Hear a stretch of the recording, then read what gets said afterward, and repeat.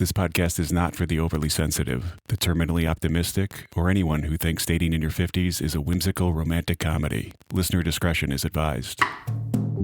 Still swiping, still hoping, still dealing with bios that say no drama. You're in the right place.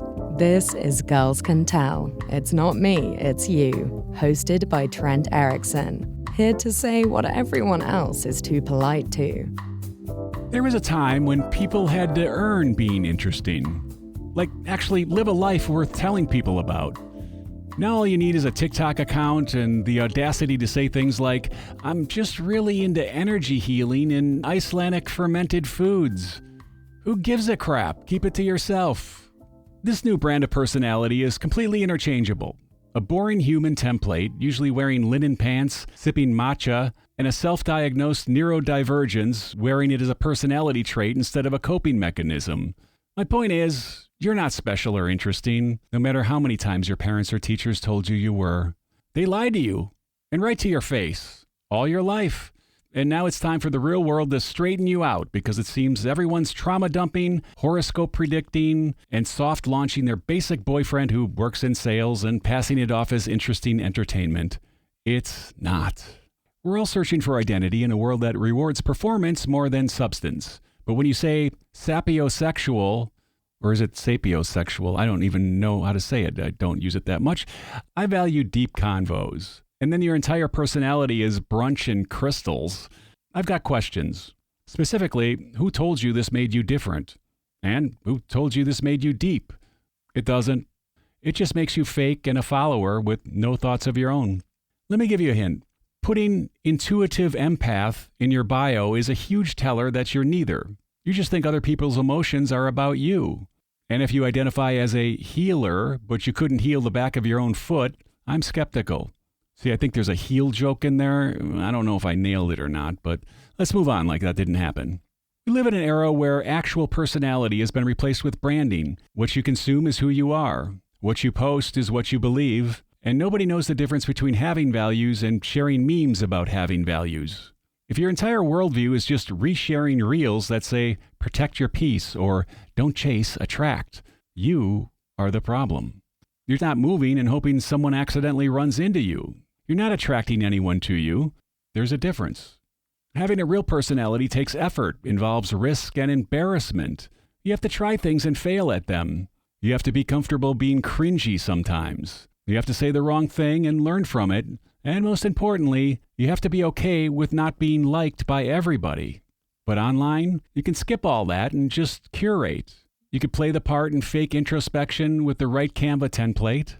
People will spend more time designing their mental health jewelry carousel on Instagram than they do actually sitting through one full therapy session. Because one of those gets likes and the other one makes you feel things you don't want to feel, like shame or regret, or the realization that maybe you were the bad guy or problem all along. Plus, why bother doing anything if a camera isn't rolling while you do it? And God forbid anyone admit they're wrong in public. Being wrong doesn't fit the aesthetic.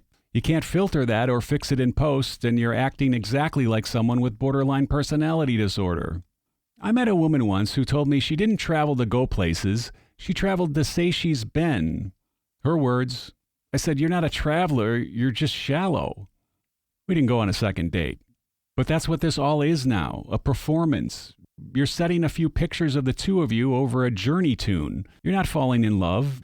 You're not sad. You're posting your breakdown to a Coldplay score. You're allowed to lose your mom, but only if you write it in lowercase and pair it with a photo of the ocean.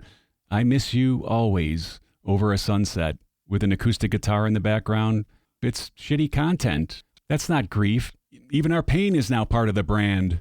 Cry, but make it cute. Have a breakdown, but make it small and bite-sized. And if you're going through something messy and unfiltered and real, keep it down. Nobody wants to see how the sausage is made.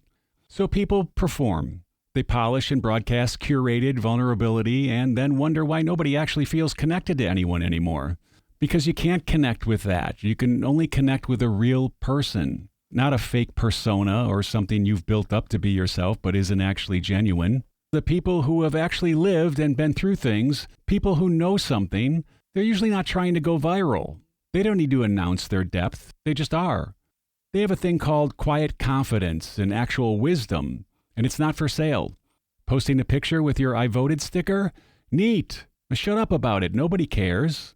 They're not the ones writing old soul, deep thinker, will outsmart you in their bio or just saying it in public. That's what dumb people write to compensate.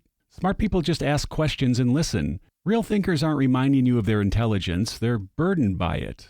If you're really interesting, you don't have to say it. You don't even have to show it.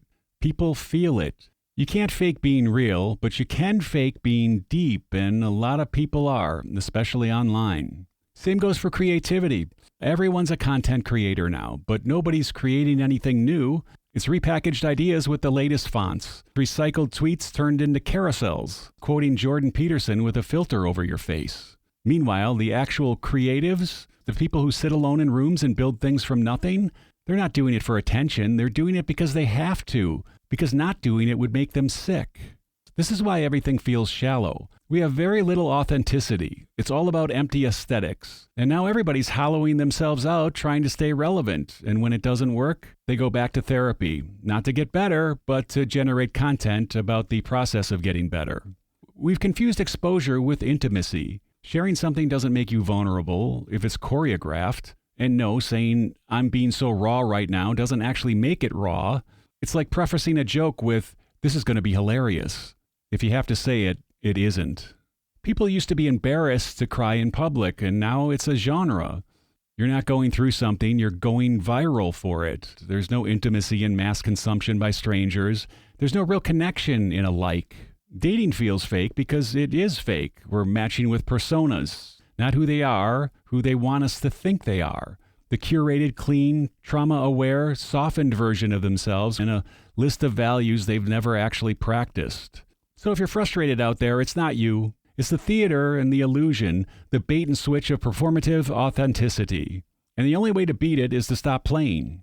Be real, even if it's awkward, even if it's less polished, and even if it doesn't get likes. Because eventually someone else who's real will recognize it, and that beats all the vibes, crystals, and filtered brunch shots in the world. Well, maybe not brunch, actually. It's not about who looks the part. It's about who is the part when nobody's watching. All right, I'm out. I've got a tarot card reading at 3. Don't judge.